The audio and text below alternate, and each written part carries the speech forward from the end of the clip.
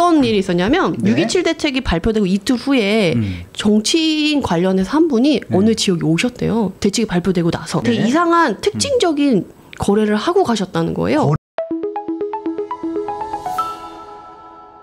오늘 빠세 초대석에서는 지금은 가장 뜨거운 임장을 하고 계신, 그리고 입지, 시황 요 분야에서 최근에 스투TV에서 굉장히 좋은 정보들을 안내해주고 계신 메디테라 정은석 대표님 모셨습니다. 안녕하십니까? 네, 반갑습니다. 네. 근데 지금 한 달이 좀 넘었잖아요. 네네네. 좀 바뀌었나요? 어떤가요? 역시나 고가주택 위주로는 역시나 조용한 상태고요. 예. 근데 사실은 우리가 한국은행에서 올해 상반기 1분기에 여유자금을 갖고 있는 금액이 얼마나 되나 확인을 했더니 93조래요. 93조. 93조? 네네. 지금 뭐 주식도 아니고 부동산도 아니고 그냥 현금을 들고 있는 사람들 여유자금이 그러면은 93조래요. 여유자금이라고 하면 어디든지 갈 수 있는 돈이네요. 그러니까 지금 사실 고가주택은 이제 대출 안 해주겠다. 현금 갖고 있는 사람만 사라라고 했는데 그 여유자금이 93조라는 거죠.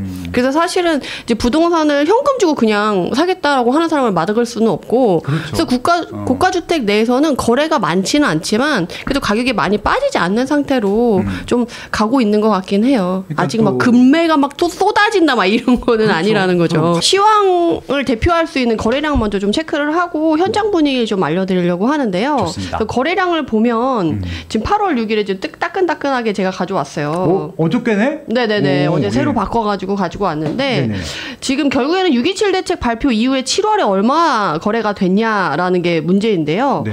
확실하게 지금 125.9%까지 올랐었던 6월에 125.9%까지 올랐었던 거래량이 지금 33.8%로 7월이 끝났어요. 근데 지금 7월 달의 거래량은 2, 3개월이 지나야지 완성이 되지만 그러니까 한 달은 지나야 되니까. 네, 그래도 한 달이 어쨌든 끝난 그 시점에는 거의 50% 이상이 집계가 됐다라고 보여지거든요. 네네. 그리고 이후에 거래량이 많을 거냐라고 했을 때 그렇지는 않아서 3천 건을 조금 넘기는 수준에서 끝나지 않을까 약간 조심스럽게 예상을 해봐요. 직전 월 6월 달이 10,000건이 넘었었는데 네네. 지금 7월 달은 3,000건 정도에서 끝날 것 같다. 네네. 와, 70%가 줄은 거네. 그쵸. 근데 이게 줄었을 때 그럼 이게 거래 절벽이냐, 거래가 전혀 안 됐냐라고 보면 사실은 그렇진 않거든요. 우리가 이전에 2023년 11월에 비상계엄이 터지기 전에도 한 3,000건 정도가 됐었고, 그리고 5, 6월 달 중간에 이제 2, 3월 달에 토지거래하고 해제 재지정되고 나서 약간 소강 상태가 들어간 4월에도 그게 한 5,000건 정도 돼서 사실은 지금 뭐 이슈가 있어서 변수가 발생해서 어느 달에 막 거래가 몰린다 이런 거래량 아니고서는 대부분 월 평균 거래량이 서울이 5,000건 정도 되는데 5,000건 미만인 경우가 많아요. 그럼 거래가 전혀 안 되냐라고 했을 때 또 그건 아닌 것 같다라는 생각이 드는 거죠. 워낙 2022년도 12월 달, 뭐 2023년도 1월 달에 1,000건 이런 거 수치가 아직도 기억에 남아서 3,000만 돼도 뭐 좀 되네 이런 느낌이 들어. 그러니까 이사는 갈 수 있네 약간 이런 느낌. 네, 그렇죠. 네, 그래서 사실 막 거래가 뭐 멈췄네라고 했었지만 진짜 현장에서 들었던 내용 중에 좀 기억에 남는 멘트가 사장님 멘트가 한 일주일 조용했어. 그러니까 괜찮은 단지 위주로는 일주일 조용했어. 덕분에 좀 쉬었어. 상담 좀 드렸어. 뭐 이런 거. 딱 일주일 조용했어. 다음 주부터는 똑같았어. 뭐 이렇게 얘기하는 단지들도 있었고 어쨌든 큰 흐름은 바뀌었다. 지금 부동산 시장의 흐름이 고가주택에서 이제 모든 사람의 관심이나 거래량이 이런 것들이 원래도 이렇게 가고 있었지만 15억 이하로 가고 있었다. 근데 15억 전후에 있는 단지들의 분위기랑 10억 전후에 있는 단지들의 분위기랑 10억 이하에 있는 단지들의 분위기랑 너무 다르더라고요. 달라요? 네. 다르고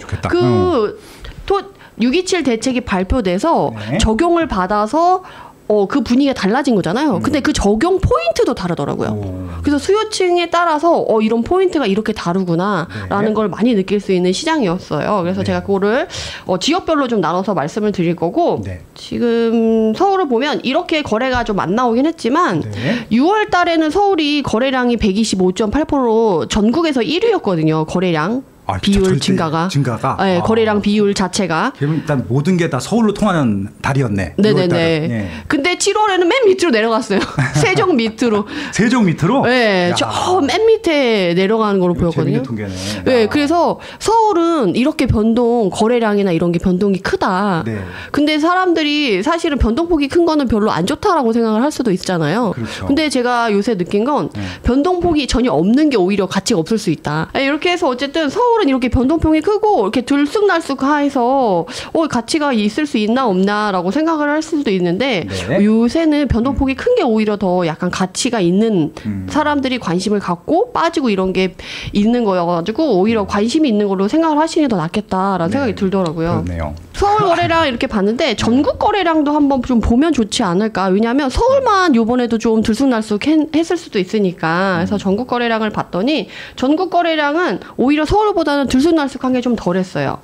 5, 6월 달에 92% 정도 됐었는데 7월 달에는 53%인 거죠. 네. 그래서 사람들의 관심이 지방이나 이런 데는 수도권 이외에는 별로 없다 보니까 그러네요. 변동폭이 상대적으로 좀 적었다라는 거를 확실히 알 수 있었던 것 같아요. 그러니까 이게 거래가 없고 원래 이렇게 등락이 심하지 않으니까 이게 좀 변동폭이 적었다. 네네네. 그런 거네요. 그래서 차라리 요새는 좀 변동폭이 있고 거래량이 좀 많이 나오고 하는 대로 여러분들이 주시해서 보시는 게 좋지 않을까 싶어서 요거를 말씀을 드리는 거예요. 그러니까 주식식으로 따지게 되면은 이게 변동폭이 크면은 올라갈 때 단타 치고 내려갈 때는 또 인버스 투자하고 이렇게 좋은데 부동산 쪽은 그게 안 되니까. 그러니까요. 네, 아무튼 주식이든 부동산이든 다 잘 됐으면 좋겠습니다. 네. 그러게요.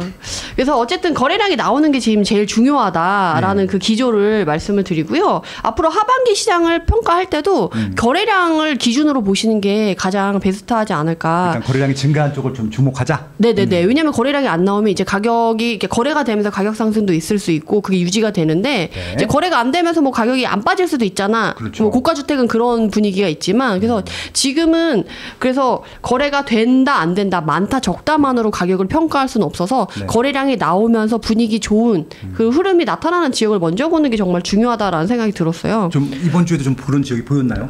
그럼요. 그래요? 너무 확연하게 차이가 나고 같은 가격대인데 전혀 다른 모습을 나타내요. 안내해 주실 거죠? 그렇죠. 오늘 지도를 보고 그래서 제가 말씀을 드리려고 하고요. 네. 그래서 서울 봤더니 지금 거래량이 2025년 3월에는 매물량이 9만 1,000건으로 거래량이 늘었었는데 이후로 지금 거래량이 오히려 빠져서 지금은 7만 3천 건으로 거래량이 그 매물량이 줄었어요. 그러니까 재고량. 네네. 그렇죠. 그러니까 매물에 나와 있는 재고량이. 매매 매물. 그래서 그러니까, 뭐 금매가 쏟아지네. 이제 가격이 떨어지려고 하면 사람들이 다 집을 내놓잖아요. 그렇죠. 그런 분위기는 아니고 오히려 매물이 걷어졌다. 5, 6월 달 이후로 더 쭉쭉쭉쭉 이렇게 거래된 것도 매물량이 아닌데 걷어들인 거죠, 이거는. 네, 그 매물을 그렇죠. 걷어들인 거죠. 걷어들인 거래량은 요 밑에 있는 부분이라서 거래량은 그냥 소소하게 5, 6월 달에 좀 많이 나타나는 요 부분인데 요쪽으로 요렇게 매물 감소폭이 거래량보다 훨씬 급감한 걸 알 수가 있어요. 네. 그래서 사람들이 이제 거래할 만큼 다 거래했고 이후에 못 팔면 그냥 안 팔겠다라는 형식으로 해서 매물을 많이 걷어들였다라고 하는 거예요. 그래서 15억 이하 단지들은 거래량이 늘었으니까 그러면 매물량도 좀 늘면서 좀 그렇게 됐을까를 봤는데 신기한 건 15억 이하의 혜택을 받을 수 있는 이번 6.27 대책 이후에 수혜를 받을 수 있는 가격 구간에 들어있는 지역과 단지들도 오히려 매물을 많이 걷어들인 지역과 단지들이 꽤 많이 되더라고요. 그래서 좀 그게 특징적이다. 그래서 가격이 빠질 수 있을까? 지금 어떻게 보면 6.27 대책이 발표된 이후로 맛보기다. 막 이렇게 얘기를 하면서 이제 정부와 부동산 시장 간의 힘겨루기가 시작됐다라고 볼 수가 있는데 현장에서는 그런 분위기가 정말 확연하게 너무 느껴지게 약간 찌라시 같이 도는 그런 내용들이 너무 많이 돌고 있더라고요. 예를 들면 찌라시 어떤 내용이 있어요? 예를 들면 6억 규제는 시작이다. 6억 규제 시작. 그러면 뭐 금액을 낮춰서 뭐 4억, 3억 이런 거? 네네, 그런 얘기도 돌더라고요. 네. 그래서 어느 정도냐면 이따가 어느 지역인지는 좀 이따가 궁금하시라고 말씀을 드리고 채널 고정. 네. 그렇죠. 들으셔야지. 끝까지. 그래서 어떤 일이 있었냐면 6.27 대책이 발표되고 이틀 후에 그 주말이 지나고 그 다음 날에 정치인 관련해서 한 분이 어느 지역에 오셨대요. 대책이 발표되고 나서. 근데 이런 부동산 정책을 이제 같이 만들고 하는 약간 그쪽에 계신 분이신 것 같아요. 부동산 관련 쪽. 그런 뉘앙스의 얘기를 많이 풍기면서 되게 이상한 특징적인 거래를 하고 가셨다는 거예요. 거래를 하고 갔다고? 네. 알아본 게 아니고? 근데 그게 본인이 그런 뉘앙스를 풍기면서 그러니까 이상한 거래를 요구하면서 내가 이런 사람에서 이렇게 될 것 같아서 이렇게 하는 거야라고 이제 말을 했다라는 거죠. 그 이상거래라는 건 뭐냐면 네. 6.27 대책이 발표되고 그럼 발표되기 전에 와서 사는 게 맞잖아요. 어떻게 그렇죠. 보면 난 알고 있어라고 하면. 근데 그렇게 하면 너무 요새 눈에 띄니까 6.27 대책이 발표된 이후에 바로 와서 사간 거예요. 근데 6.27 대책 이후에 집값이 빠질 거다라고 생각했으면 좀 기다렸다 사는 게 맞잖아요. 그렇죠. 근데 이 사람이 와서 얘기하는 건 지금 가격이 빠져서 사는 게 중요한 게 아니야. 지금 무조건 물건을 잡아야 돼. 라는 식으로 얘기를 했다는 거예요. 왜 그러냐라고 했더니 이후에는 집을 살 수 없는 환경이 될 수 있어. 라고 얘기를 하면서 이번에 만약에 6억 규제를 했는데 시장의 반응이 없었고 그대로 날라갔다라고 하면 그 다음 카드가 이미 준비되어 있었고 그게 바로 7월에 나왔을 거야 라고 얘기를 하셨대요. 그러면서 같이 얘기를 한 게 6억 규제했지만 6억 규제가 다가 아니다. 다음 타자가 3억 규제가 나올 수도 있는 상황이다 라는 식으로 뭐 이렇게 얘기를 하셨다는 거예요. 무시무시한 얘기네. 네네. 근데 이게 뭐 사실 뭐 그냥 허황된 소리다라고 들을 수도 있는데 사실 우리가 이재명 정부 들어서서 그분이 한계가 있을 거다라고 우리는 아무도 생각하지 않잖아요. 네. 그리고 부동산 사장님들도 요새 말이 틀려요. 그분은 한다면 하는 사람이잖아. 그래서 우리도 사실 긴장하고 있어.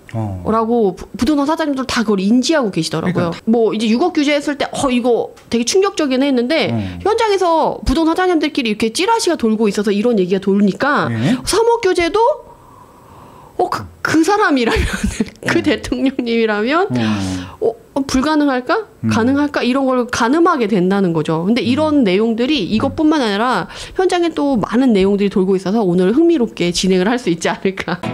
누구도 가르쳐 주지 않지만 꼭 해야 하는 일. 나에게 가장 가까이 있지만 멀게만 느껴지는 일. 남들보다 빠르게 시작하는 것이 유리한 일. 내가 하고 있는 일은 내 집 마련과 투자입니다. 교통망, 상가, 입지, 세금, 청약. 나는 이 모든 일을 스마트 튜브 경제 아카데미에서 시작하고 있습니다. 스마트 튜브 경제 아카데미.